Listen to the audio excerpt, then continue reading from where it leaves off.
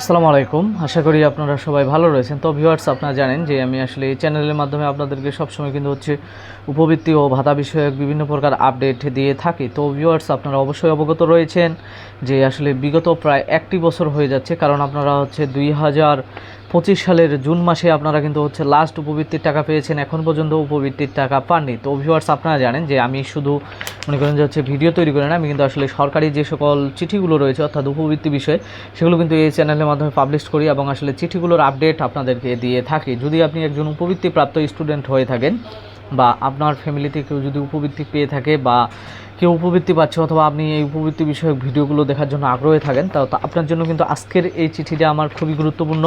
তো ভিউয়ার্স, এই চিঠিতে আসলে আজকে কি বলেছে সেই বিষয়টা নিয়ে আলোচনা করব। কারণ ভিউয়ার্স, আপনারা জানেন যে আসলে যখন একটি স্টুডেন্ট উপবৃত্তির জন্য আসলে নির্বাচিত হয় তখন কিন্তু তার কিছু কিছু সরকারি নিয়ম আছে, সেই নিয়মগুলো মেনে চলতে হয়। যদি সে ওই সরকারি নিয়মগুলো না মানে তাহলে কিন্তু তার উপবৃত্তি তার হবে না। তো ভিউয়ার্স, এখন কথা হলো যে আপনার বাচ্চা যখন বা আপনি যদি উপবৃত্তি প্রাপ্ত হন, তাহলে আপনি যদি স্কুলে ভর্তি হন, তো স্কুলে ভর্তি হয়ে কিন্তু আসলে কিছু নিয়ম রয়েছে, সেই সকল নিয়মের ভিত্তিতে আপনারা কিন্তু আসলে উপবৃত্তি পাবেন। আপনারা অবশ্যই অবগত রয়েছেন যে আসলে উপবৃত্তি পেতে গেলেও অবশ্যই মনে করেন যে আপনার বাচ্চাকে স্কুলে মনে করেন যে 70 থেকে 80% উপস্থিতি এবং পরীক্ষায় নাম্বার 35 থেকে শুরু করে সর্বনিম্ন 35 থেকে শুরু করে মনে করেন যে 45। কেন বললাম যে 35 থেকে শুরু করে, অর্থাৎ যারা মনে করেন যে যাদের বাচ্চা প্রাথমিক স্তরে রয়েছে তাদের বাচ্চার উপস্থিতি থাকতে হবে 80%, আর পরীক্ষায় সর্বনিম্ন নম্বর থাকতে হবে আপনার 35।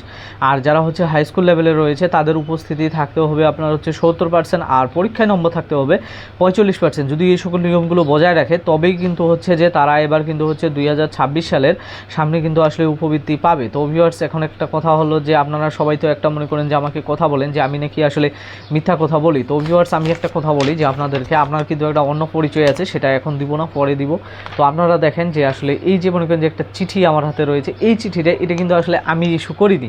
এই চিঠিটা ইস্যু করেছে আপনার বাংলাদেশ সরকারের প্রধানমন্ত্রী শিক্ষা সহায়তা ট্রাস্ট। তো যেহেতু এই চিঠিটা বাংলাদেশ সরকারের প্রধানমন্ত্রী শিক্ষা সহায়তা ট্রাস্ট ইস্যু করেছে, এরপরে আপনারা কেউ যদি আমাকে বলেন যে আমি আসলে ভুয়া তথ্য দিচ্ছি, তো আমি বলবো যে সে আসলে কোনো স্টুডেন্ট নয়, সে সমাজের একটা কিট। তো ভিউয়ার্স, আমি সর্বপ্রথম আপনাদেরকে যে বিষয়টা বললাম যে আসলে উপবৃত্তির টাকা আপনারা কিন্তু আসলে উপবৃত্তির টাকার জন্য ওয়েট করতেছেন যে উপবৃত্তির টাকাটা কবে দিবে। তো ভিউয়ার্স, উপবৃত্তির টাকা দেওয়ার আগে আসলে কিন্তু কিছু নিয়ম রয়েছে, তো সেই সকল নিয়মগুলো মেনেই কিন্তু তারপরে কিন্তু উপবৃত্তির টাকাগুলো দিতে হয় বাংলাদেশ সরকারকে। তো যেহেতু নিয়মগুলো রয়েছে, এই নিয়মগুলোর যদি বহির্ভূত কোনো কাজ হয় তাহলে কিন্তু আপনি কিন্তু উপবৃত্তি পাবেন না, বা এই নিয়মের বহির্ভূত আপনি যদি হয়ে থাকেন আপনিও কিন্তু আসলে উপবৃত্তি পাবেন না। তো ভিউয়ার্স, আসলে এই যে চিঠিটা কিন্তু আসলে ইস্যু করা হয়েছে আপনার 16 তারিখে। তো চিঠিটা কিন্তু 16 তারিখে ইস্যু করা হলেও এখন পর্যন্ত এই চিঠি নিয়ে কেউ কিন্তু আসলে ইউটিউবে আপনাদেরকে কোনো প্রকার কথা বলেনি। আসলে বারবার আমাকেই আসলে কথা বলতে হয়, তো যার কারণে আপনারা মনে করেন যে হয়তোবা আমি মনে করেন আপনাদেরকে ভুয়া তথ্য দেই। আর যারা মনে করেন যে চিঠি বাদেই মনে করেন যে বিভিন্ন প্রকার মন গড়া কথা যে এই মাসে না ওই মাসে, ওই মাসে না ওই মাসে আপনাদেরকে উপবৃত্তির টাকা দিবে, তো তাদেরগুলো আপনাদের কাছে সত্য মনে হয়। কারণ আপনাদের একটা বিষয় হলো যে আপনাদেরকে যদি সরকার সারা বছরে 200 টাকাও দেয়, আপনি একটা সরকারি টাকা পাইছেন, এই টাকাটা পাওয়ার সাথে সাথেই এটা দিয়ে আমি আসলে আজে বাজে কোনো একটা কাজ করতে পারছি, হ্যাঁ কাজ হয়ে গেছে যে আমি একটা সরকারের ক্ষতি করলাম, কিন্তু আসলে না, এটা আপনার টাকা আপনাকেই দিচ্ছে। বাংলাদেশ সরকার কিন্তু আপনার কাছ থেকে যে ট্যাক্স নেয় সেই ট্যাক্সের টাকাই আপনাকে দেয়। তো যার কারণে উপবৃত্তির টাকাটা এটা কিন্তু আসলে আপনি সঠিকভাবে ব্যবহার করবেন। আপনার এটি দেয় আপনার টিউশন ফি বা আপনার মনে করেন যে পড়ালেখার জন্য। তো আপনি টিউশন ফি বা পড়ালেখার কাজেই টাকাটা ব্যবহার করার চেষ্টা করবেন। এটি কিন্তু অতি উৎসাহিত হয়ে অন্য কোনো কাজে টাকাটা ব্যয় করবেন না, কারণ এটা আপনার টাকা। আপনার টাকায় আপনি যদি মনে করেন যে নষ্ট করেন, সেটা কিন্তু আপনি আপনাকে ফাঁকি দিচ্ছেন। তো ভিউয়ার্স, এখন কথা হলো যে এই যে চিঠিটাতে আসলে কি বলেছে সরকার বা বাংলাদেশ সরকারের যে শিক্ষা মন্ত্রণালয়ের যে অর্থাৎ প্রধানমন্ত্রী শিক্ষা সহায়তা ট্রাস্ট রয়েছে, তো এরা কি বলেছে সেটা কিন্তু আপনাকে জানতে হবে। এখানে বলছে যে সমন্বিত উপবৃত্তি কর্মসূচির আওতায় 2026 সালে ভর্তিকৃত ষষ্ঠ মাদ্রাসা, অর্থাৎ আপনারা কিন্তু অনেকেই বলেন যে আসলে মাদ্রাসা উপবৃত্তি কবে দিবে। তো ভিউয়ার্স, আপনারা জানেন যে আসলে প্রধানমন্ত্রী শিক্ষা সহায়তা ট্রাস্ট কিন্তু এটা আপনার জেনারেল এবং মাদ্রাসা দুইটার জন্যই কিন্তু আসলে যোগ্য। তো ভিউয়ার্স, সেখানে বলেছে যে ষষ্ঠ মাদ্রাসা এবং 2025-26 শিক্ষাবর্ষে একাদশ ও আলিম প্রথম বর্ষ শ্রেণী উপবৃত্তিপ্রাপ্ত যোগ্য শিক্ষার্থী নির্বাচন পদ্ধতি নির্ধারণ ও এইচএসপি এমআইএসে তথ্য সংক্রান্ত নিয়মাবলী। তো আপনারা জানেন যে এই চিঠিটা এটা কিন্তু আসলে মনে করেন যে পূর্বে কিন্তু অর্থাৎ মনে করেন যে এই যে তথ্য এন্ট্রি করতে বলছে, এটা কিন্তু তথ্য এন্ট্রি করতে বলছিল আপনার 2/2/2026 তারিখে। অর্থাৎ ফেব্রুয়ারি মাসে। তো তখন কিন্তু অনেক ইউটিউবার বলছিল যে যেহেতু এটা মনে করেন যে এন্ট্রি করতে বলছে হয়তো বা আপনাদেরকে উপবৃত্তি দিবে, কিন্তু আমি কিন্তু আপনাদেরকে তখনও ভালো করে বুঝিয়ে দিয়েছিলাম। তো যার কারণে আপনাদের কিন্তু আমার কথাটা খুব তিতা লাগে যে আসলে তখন আমি বলছিলাম যে উপবৃত্তি দিবে না। তো আমি এখন বলি যে এই চিঠিটা ইস্যু হওয়ার পরে কিন্তু আপনারা এই চিঠিটাতে কিছু কিছু কাজ দিছে, তো এই কাজগুলো কিন্তু শেষ হলেই আপনারা কিন্তু হচ্ছে ষষ্ঠ থেকে শুরু করে দ্বাদশ শ্রেণী পর্যন্ত উপবৃত্তি পাবেন, যদিও এখানে শুধু ষষ্ঠ এবং একাদশ শ্রেণীর কথা বলছে। তো এখানে বলছে যে প্রাতিষ্ঠানিক পর্যায়ে আবেদনপত্র যাচাই বাছাই কমিটি কর্তৃক 2026 সালে ষষ্ঠ মাদ্রাসা এবং 2025-26 শিক্ষাবর্ষে একাদশ ও আলিম প্রথমবর্ষ শ্রেণীর সুপারিশকৃত শিক্ষার্থীদের তথ্য শিক্ষা প্রতিষ্ঠান কর্তৃক আগামী 20/4/2026 তারিখ হতে শুরু করে 7/5/2026 তারিখের মধ্যে HSP MIS সফটওয়্যারে নির্ভুলভাবে এন্ট্রি করে সফটওয়্যারের নির্ধারিত অপশন ব্যবহার করে USO-তে পাঠান, অর্থাৎ উপজেলা থানা শিক্ষা কর্মকর্তার নিকট প্রেরণ করতে হবে। তো ভিউয়ার্স, আপনারা জানেন যে আপনারা যখন মনিগঞ্জে হচ্ছে ষষ্ঠ শ্রেণীতে ভর্তি হয়েছেন বা হচ্ছে যারা আলিম প্রথম বর্ষে ভর্তি হয়েছেন, হওয়ার পরেই আপনাদের কিন্তু মানে স্কুল বা মাদ্রাসাগুলো চাপ দিছিল যে আসলে আপনারা কাগজপত্র জমা দেন, আপনাদের উপবৃত্তি করা হবে। তো আপনারা মনে করেছিলেন যে কাগজপত্র জমা দেবে আপনাদের উপবৃত্তিটা হয়ে গেল, আসলে এরকমটা না। আপনারা 100 জন যদি দিচ্ছেন সেখান থেকে হচ্ছে যাদের মনে করেন যে হচ্ছে অবশ্যই আপনারা যখন ভর্তি হন ক্লাস 5 থেকে যায় মনে করেন যে হচ্ছে ক্লাস 6-এ, তো তাদের কিন্তু একটা মার্কশিট রয়েছে।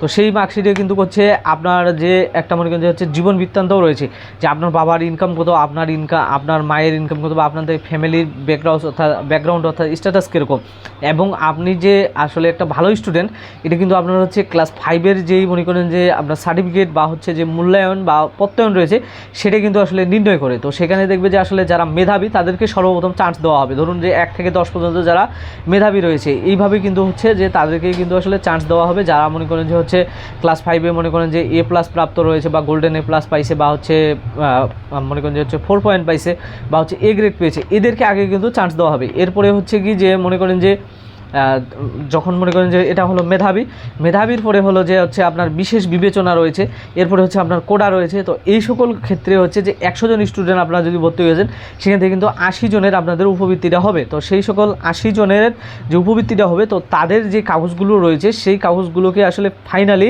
এগুলো কিন্তু হচ্ছে যে স্কুল নিয়েছে, তো স্কুল কিন্তু এখনও কিন্তু এগুলো আসলে মনে করেন যে এন্ট্রি করতে পারে নাই। তো সেই সকল কাগজের যেগুলো যাচাই বাছাই করে সেই 80 জন স্টুডেন্টকে দিবে। তো তাদের তথ্যগুলো হচ্ছে অর্থাৎ গেল 20 তারিখ, যে 20 তারিখ গেছে, তো এই 20 তারিখ থেকে শুরু করে হচ্ছে মে মাসের 7 তারিখ পর্যন্ত তাদেরকে কিন্তু এন্ট্রি করতে হবে। এন্ট্রি করে পাঠাইতে হবে কোথায়, আপনার হচ্ছে UNO অফিসারে, অর্থাৎ মনে করেন যে হচ্ছে আপনার UNO অফিস, অর্থাৎ মনে করেন যে হচ্ছে আপনার যেই উপজেলার অফিস রয়েছে সেই উপজেলা অফিসে এখানে ইউএনওর এখানে কিন্তু হচ্ছে যে শিক্ষা রয়েছে, তো সেটাকে বলা হয় USO। UNO হচ্ছে আপনার নির্বাহী অফিসার আর USO হচ্ছে আপনার মনে করেন যে হচ্ছে শিক্ষা অফিসার। তো এখানে কিন্তু পাঠাইতে বলছে। তো এই শিক্ষা অফিসারকে আবার হচ্ছে প্রধানমন্ত্রীর শিক্ষা সহায়তা ট্রাস্টে পাঠানোর লাস্ট তারিখ যেটা দিয়েছে তা হচ্ছে যে সুপারিশকৃত শিক্ষার্থী তথা আগামী 14/5/2026 তারিখের মধ্যে সফটওয়্যারের নির্ধারিত অপশন ব্যবহার করে প্রেরণ করতে হবে। অর্থাৎ মনে করেন যে হচ্ছে স্কুল পাঠাবে যাচাই বাছাই করে, এরপরে হচ্ছে USO স্যার অর্থাৎ যিনি হচ্ছে শিক্ষা অফিসার রয়েছেন উনি কিন্তু আবার যাচাই বাছাই করবে। উনি যাচাই বাছাই করে হচ্ছে যে একটা উপজেলার মনে করেন যে দেখা যাচ্ছে যে হচ্ছে সর্বনিম্ন হয়তো 6টা বা 5টা ইউনিয়ন রয়েছে, সেই হিসেবে অনেকগুলো কিছু কিছু উপজেলা রয়েছে যে 23টা 24টা কিন্তু তাদের মনে করেন হচ্ছে ইউনিয়ন পরিষদ রয়েছে, এবং সেই ক্ষেত্রে ইউনিয়ন পরিষদগুলোতে যে সকল শিক্ষা প্রতিষ্ঠান রয়েছে অর্থাৎ মাধ্যমিক এবং হচ্ছে আপনার যেগুলো হচ্ছে উচ্চ মাধ্যমিক রয়েছে কলেজ, অর্থাৎ 6ষ্ঠ থেকে মনে করেন যে হচ্ছে 10ম শ্রেণী এটা মাধ্যমিক, আর একাদশ থেকে দ্বাদশ এটা হচ্ছে আপনার উচ্চ মাধ্যমিক। তো এই সকল যাচাই বাছাই করে কাগজগুলো হচ্ছে 14 তারিখের মধ্যে পাঠাতে হবে। আমি কিন্তু আমার প্রত্যেকটা ভিডিওতে বলেছিলাম যে হচ্ছে আপনাদেরকে কিন্তু হচ্ছে মে মাসে 20 তারিখে কিন্তু উপবৃত্তি দিতে পারে, কারণ আমি আগে থেকেই জানি যে আসলে প্রধানমন্ত্রী শিক্ষা যে ট্রাস্ট রয়েছে তাদের সাথে বারবার যোগাযোগ করে যেটা জানতে পারতেছি যে আসলে তারা কুরবানি ঈদের আগে কিন্তু আপনাদেরকে উপবৃত্তি দেওয়ার জন্য যথেষ্ট চেষ্টা চালাচ্ছে। তো যার কারণে তারা হচ্ছে যে ফাইনালি যে সকল ছাত্রছাত্রী রয়েছেন আপনাদেরকে কিন্তু আসলে যাচাই বাছাই করে তারা কিন্তু এই সকল কাগজগুলো পাঠাবে। তো এই সকল কাগজগুলো পাঠানোর তারিখ হচ্ছে 14 তারিখ লাস্ট ডেট, এরপর কিন্তু আর তারিখ বাড়ানো যাবে না, কারণ অর্থ বছর কিন্তু শেষের দিকে চলে এসেছে, সামনে নতুন অর্থ বছর রয়েছে, বাজেট রয়েছে। তো যার কারণে আপনাদেরকে কিন্তু হচ্ছে মে মাসে 20 তারিখের পরেই কিন্তু উপবৃত্তি দেওয়া শুরু হবে। তো ভিউয়ার্স, এরকম বিষয়ে আসলে যদি ভালো করে বুঝতে চান তাহলে অবশ্যই আমার চ্যানেলের সাথে থাকবেন এবং হচ্ছে আমার চ্যানেলটি সাবস্ক্রাইব করবেন, ভিডিওতে অবশ্যই লাইক করবেন, ভিডিওটা শেয়ার করবেন। ধন্যবাদ।